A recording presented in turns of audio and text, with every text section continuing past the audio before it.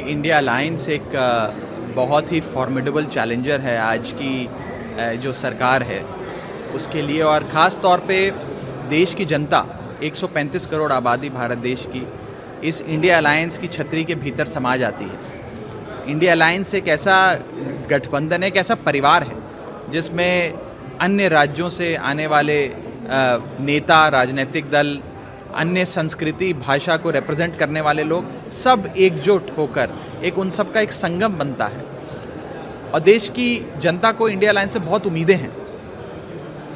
आज की जो सरकार है उसने भारत देश की जनता को महंगाई, बेरोजगारी, तमाम तरीके की बीमारियां लगा दी हैं, रोग लगा दिया इस देश को। इंडिया अलायंस से लोगों की उम्मीद है कि इंडिया अलायंस इन रोगों से भारत देश की मुक्ति कराएगा, निजात दिलाएगा और भारत को फिर से प्रगति की राह पर, उन्नति की राह पर आगे ले चलेगा। इसीलिए लोग बड़ी उम्मीद से इंडिया अलायंस और इंडिया अलायंस के नेताओं की ओर देख रहे हैं। हमारी पहली बैठक पटना में हुई जिसमें साथ आने का एक विचार बना, एक दृढ़ संकल्प सबने मिलकर लिया कि साथ आएंगे, एकजुट होकर लड़ेंगे। बेंगलुरु की जो बैठक हुई उसमें इस अलायंस के स्वरूप पे चर्चा हुई, इसका नामकरण हुआ और इंडिया अलायंस नाम का एक बहुत ही मजबूत गठबंधन बना। और आज थर्ड फेज की जो बैठक मुंबई में शुरू हो रही है, इसमें आगे का क्या एजेंडा होगा, क्या हमारे मुद्दे होंगे, हम लोगों तक वो मुद्दे कैसे लेकर जाएंगे, आने वाले समय का कैंपेन कैसे चलेगा, उन सारी चीज़ों पे विस्तार से चर्चा अवश्य होगी। और एक बात ज़रूर है कि जैसे हमने देखा कि इस देश में पहले भी एक बार 1977 के चुनाव में एक बहुत बड़ा मोर्चा बना, अलायंस बना, और उस अलायंस में देश की जनता साथ आई और उस समय की सरकार को इलेक्शन में हराया।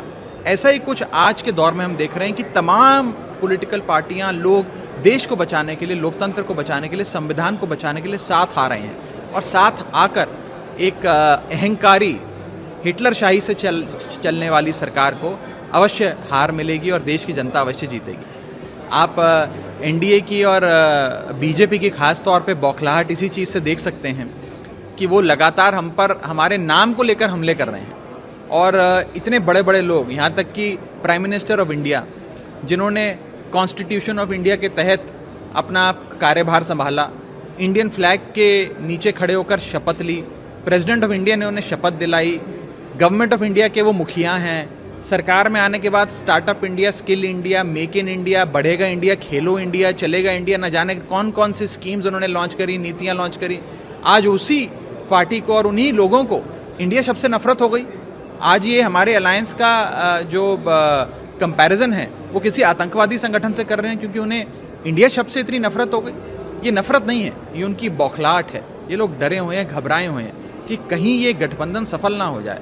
और आप देखिए रोज़ हर प्रकार से बीजेपी यही प्रयास करती है कि अलायंस फेल हो जाए। कभी कोई मनगढ़ंत आरोप लगा देगी, कभी ये शगुफा फैला देगी कि इस अलायंस के बीच में तो बड़ी टकरार है, आपस में लोग लड़ रहे हैं, लाठियां चल रही हैं, न जाने क्या क्या फैला देते हैं। लेकिन हम सब ये बात समझते हैं और देश की जनता भी ये बात समझती है कि बीजेपी तो हर संभव कोशिश करेगी कि अलायंस फेल हो जाए, लेकिन ये अलायंस फेल होने वाला नहीं है।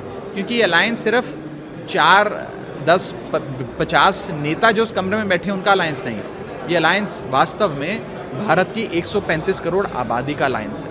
वो आबादी साथ आई है, पूरा देश साथ आया है। और उस 135 करोड़ आबादी का एक ही लक्ष्य है कि हमारी आमदनी नहीं बढ़ी, हमारा खर्चा बढ़ता गया, महंगाई बढ़ती रही, हमारे बच्चों को अच्छी नौकरी नहीं मिली, बड़े बुजुर्गों को इलाज नहीं मिल रहा। इन सारी समस्याओं का, रोज़मर्रा के जीवन में जिन समस्याओं से इंसान जूझता है, उन समस्याओं का हल चाहिए। Thank you so much.